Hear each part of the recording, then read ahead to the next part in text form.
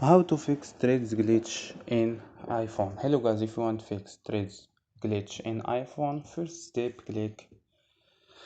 click settings and click apps and notifications. Click apps and scroll down for search your app threads.